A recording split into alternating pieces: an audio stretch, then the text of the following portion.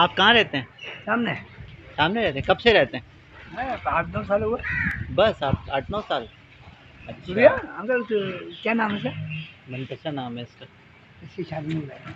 इसकी शादी में मेरा भी शादी डॉक्टर है? और डॉक्टर नो ना। हाँ मेरा नाम लगाओ शादी में अल्लाह करे, अल्लाह डॉक्टर करे में लगाओ। हाँ ठीक है ठीक है। लगाओ ये बोले डॉक्टर बनाएंगे। अच्छा एक मिनट।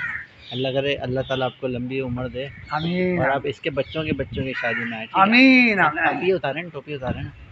हाँ, मैं तो जबरदस्त यार। बुढ़ा हूँ, तुम्हें क्यों मजाक है? कहाँ बुड्ढे आप? मैं तो बूढ़ा आदमी हूँ। आप तो अभी जवान है, बिल्कुल हैं? जवान है, जवान। शाहरुख खान जैसे आपकी शक्ल मिलती है। क्यों, क्या हुआ? अच्छा रुक जाए, बात तो सुन लें आप। मैं आपका इंटरव्यू ले रहा हूँ ना। तो आप क्या कहते हैं, क्या काम करते थे? अभी क्या काम करते हैं? अभी खुद में रिटायर हूँ मैं। रिटायर हो माशाल्लाह से। पहले क्या करते थे? KSC में बिजली KSC में। अच्छा, तो अभी आपको वो पेंशन मिलती होगी ना? जी। है?